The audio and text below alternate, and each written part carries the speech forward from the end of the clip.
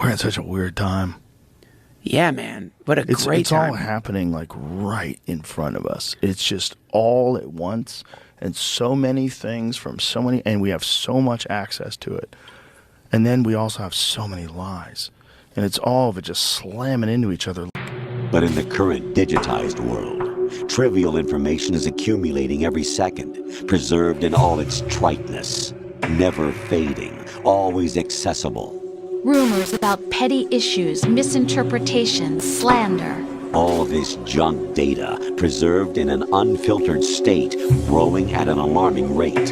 It will only slow down social progress, reduce the rate of evolution. Right. We have so many lies. And it's all of it just slamming into each other left and right in front of us like little ideological car accidents. I know. Just like the truth and fiction and narrative and bullshit and what you want to believe versus what's really true. Oh, yeah. Oh, I get grabbed all the bad guys time. and good guys and fucking bang, bang, bang, bang. Yeah. And the way one group of people looks at one thing versus the way another group of people, and they all both seem kind of like rational. Yeah. Like how?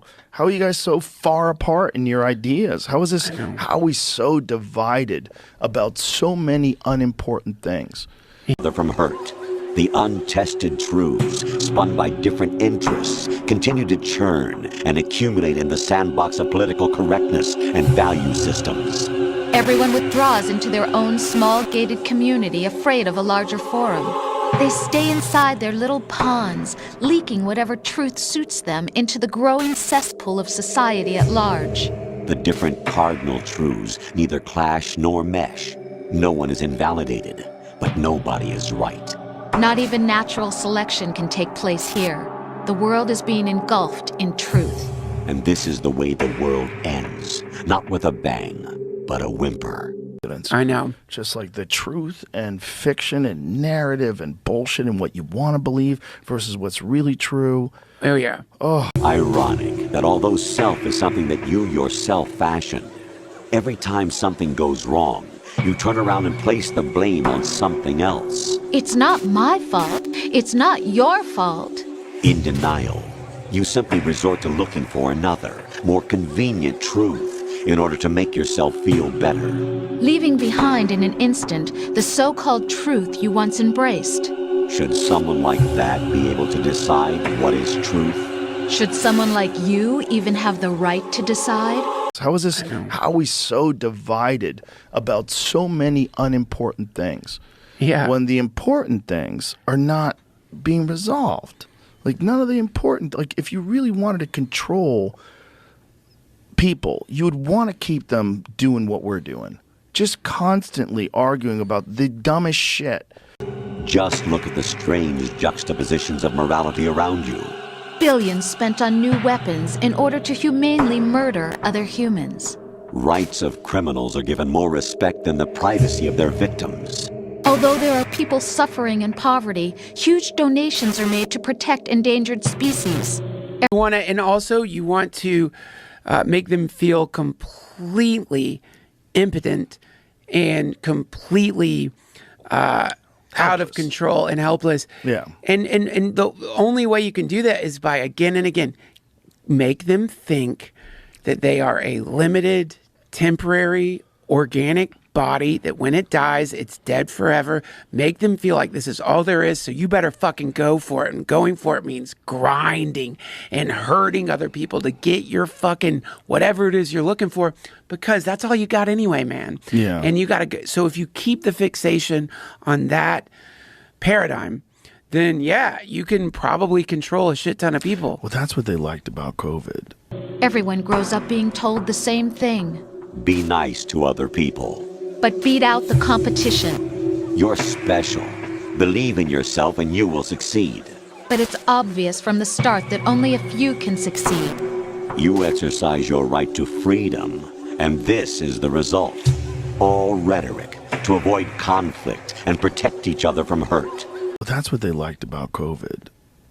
One of the things they liked about it was that they could control you. If they could get you to get vaccinated, if they can get you to do that, they could force you to do a thing. That's a level of control they've never had over adults before. It's a new thing. you know, and if it's profitable and it's also this thing you're forcing people to do, boy, that gets sketchy. Boy, that gets sketchy. Individual is supposed to be weak, but far from powerless. A single person has the potential to ruin the world. And the age of digitized communication has given even more power to the individual. Too much power for an immature species. But they're allowed to run multiple studies. And if they can find one that they can rig in a way that some sort of a finagle shows some kind of positive benefit, that's the one they run with. And they can have 8 studies that don't show it, or 8 studies that show it's bad, and they just push it away. And then on top of that, what gets even weirder is when someone goes to review these studies, they don't get the actual data.